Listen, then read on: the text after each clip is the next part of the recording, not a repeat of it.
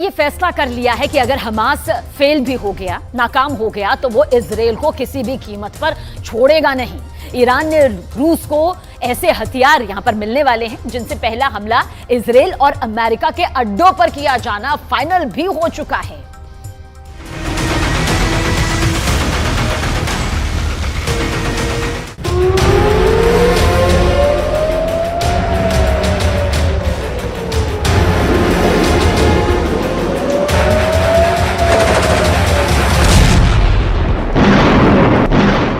पश्चिम Asia जल रहा है और अब इस आग में नए शोले भड़काने का साजो सामान तैयार हो चुका है। इजराइल और अमेरिका के लिए बहुत बुरी खबर ईरान से आई है। ईरान को मिलने जा रहा है सुखोई 35 फाइटर जेट और Mi-28 अटैक हेलीकॉप्टर। रूस से दोनों हथियार मिलने जा रहे हैं। इसके अलावा रूस से ईरान को याक 130 ट्रेनर जेट भी मिलेगा, जिससे ईरान के फाइटर पायलट्स की ट्रेनिंग और बेहतर हो जाएगी। सवाल है कि ये ताकत मिलने के बाद अब इजराइल से कैसे टकराएगा ईरान। पश्चिम एशिया में ईरान की फाइटर गोलाबंदी शुरू हो चुकी है।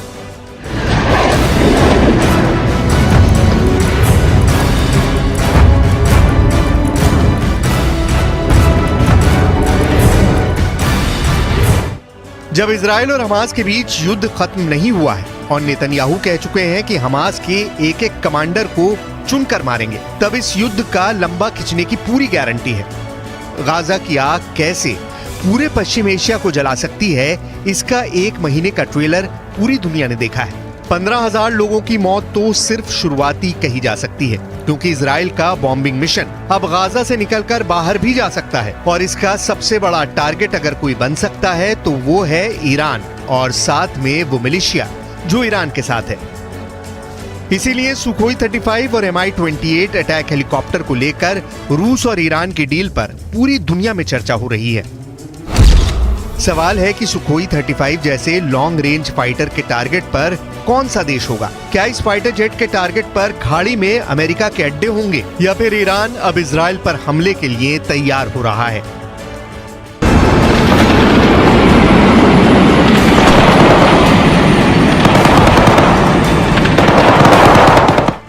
इससे पहले रिपोर्ट्स आ चुकी हैं कि ईरान के पायलट रूस के आधुनिक फाइटर जेट सुखोई 35 पर ट्रेनिंग भी ले चुके हैं और अब जल्दी ही ईरान को इन लड़ाकू विमानों की डिलीवरी भी मिल सकती है। जो रिपोर्ट्स मिल रही हैं उनके मुताबिक शुरुआत में ईरान को रूस से 24 सुखोई 35 फाइटर जेट मिल सकते हैं। तादाद तो इनकी कम लगती है, लेकिन ऐसे फाइटर ईरान की एयरफोर्स को गजब की ताकत देंगे, इसमें कोई शक नहीं। इस वक्त ईरान की एयरफोर्स को वो रेंज चाहिए जो इजराइल तक उसकी पहुंच आसान कर दे। इस वक्त ईरान की एयरफोर्स को नई टेक्नोलॉजी वाले फाइटर जेट चाहिए जो इजराइल और अमेरिका के जेट से टक्कर ले सकें, उन्हें दूर से ही टारगेट कर पाएं। इस वक्त ईरान को ऐसी फायर पावर चाहिए जो उसकी जमीन पर हमला करने वाली बड़ी फोर्स को मिटाकर रख दे। यानी ईरान के फ्रंट पर देखा जाए तो उसे इजराइल तक यानी करीब 1800 किलोमीटर की रेंज में ऑपरेट करने वाला एक फाइटर जेट चाहिए। सुखोई 35 के आने से ईरान की जरूरत काफी हद तक पूरी हो जाएगी। साथ में उसे अपने समुद्री मोर्चे पर घुसपैठ करने वाली फोर्स को रोकने के लिए अटैक हेलीकॉप्टर भी चाहिए और उसकी ये डिमांड Mi-28 जैसा अटैक हेलीकॉप्टर पूरी करेगा। यानी अगर ईरान पर वैसे ही हमला हो जैसे 2003 में इराक पर हुआ, तो उसके अटैक हेलीकॉप्टर हमलावर फौज को रोक सके। इनमें सुखोई 35 ऐसा कमाल का फाइटर जेट है जिसका इस्तेमाल रूस अभी यूक्रेन के खिलाफ भी कर रहा है और लॉन्ग रेंज टारगेट्स के अलावा एयर डोमिनेंस में इस फाइटर का कोई जवाब नहीं। इस फाइटर जेट के मुकाबले में यूक्रेन के पास भी कुछ नहीं है और इसे रोकने के लिए ज़ेलेंस्की फिलहाल नेटो से मिले एयर डिफेंस सिस्टम पर ही निर्भर है। इसीलिए सुखोई 35 और इसकी फायर पावर की कुछ खास बातें जान लीजिए। आपको इस वेपन सिस्टम के टारगेट समझ में आ जाएंगे। रूस अब सुखोई 35 की बहुत ही आक्रामक मार्केटिंग भी कर रहा है। सुखोई 35 चौथी जनरेशन के आगे का लड़ाकू विमान है। सुखोई 35 बहुत ज्यादा खतरनाक है। इसमें passive electronically scanned array radar लगा है जो 400 किलोमीटर के दायरे में टारगेट को पहचान सकता है। कुल मिलाकर ये भारत के सुखोई 30 MKI का आधुनिक रूप है, जिसमें ज्यादा मजबूत इंजन है। ये थ्रस्ट वेक्टर कंट्रोल के साथ क्लोज एयर कॉम्बैट में दुनिया का सबसे बेहतरीन जहाज कहलाया जाता है। इसकी सटीक बॉम्बिंग सीरिया और यूक्रेन में मिसाल बन चुकी है। ये वो फाइटर है जिसने सीरिया में ISIS की कमर तोड़ दी। ये वो लड़ाकू विमान है जिसे पुतिन का अहंकार बताया गया, जिस फाइटर को दुनिया की कई एयरफोर्स खरीदना चाहती है। रशियन एयरफोर्स के पास अभी 100 से ज्यादा सुखोई 35 है। ये यूक्रेन में पुतिन के स्पेशल एयर ऑपरेशन का सबसे अहम हिस्सा या कहें रूस के एयर स्ट्राइक मिशन का लीडर बना हुआ है।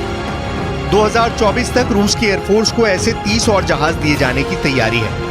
इसीलिए कहा जा सकता है कि रूस का ये जहाज बहुत स्पेशल है, जो ईरान के एयरफोर्स की मौजूदा फायर पावर को कई गुना बढ़ा देगा। चीन ने भी इसी फाइटर जेट में भरोसा दिखाया है। चीन अब तक सुखोई 35 का सबसे बड़ा ग्राहक रहा है। उसके पास ऐसे 24 जहाज हैं।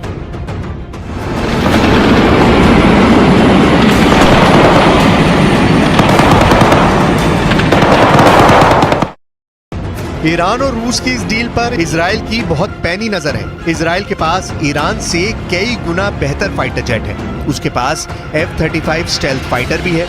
उसके पास F-16 और F-15 जैसे लड़ाकू विमान भी है। लेकिन इसके सामने सुखोई 35 आया तो बराबरी की टक्कर दे सकता है, इसमें कोई शक नहीं है। फिलहाल पूरा खेल गाजा को बचाने का है और नेतन्याहू नहीं चाहेंगे कि उनका एंटी हमास मिशन किसी भी तरह से कमजोर पड़े, चाहे इसमें कितना भी वक्त क्यों ना लग जाए। अगर इजराइल के एंटी हमास ऑपरेशन में कोई देश रुकावट बन सकता है तो वो है ईरान।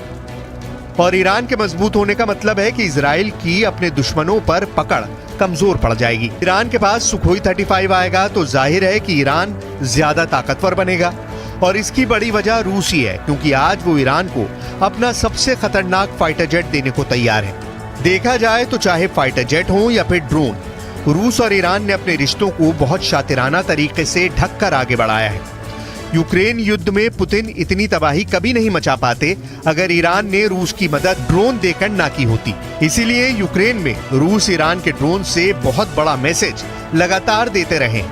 इससे साफ जाहिर है कि रूस और ईरान के बीच रिश्ते बहुत ही सीक्रेट रहे हैं। यही वजह है कि ईरान और रूस के बीच संबंधों से अमेरिका और इजराइल दोनों बौखलाए हुए हैं। एक तरफ से अब पुतिन ने युद्ध वाला कंट्रोल ईरान में शिफ्ट कर दिया है।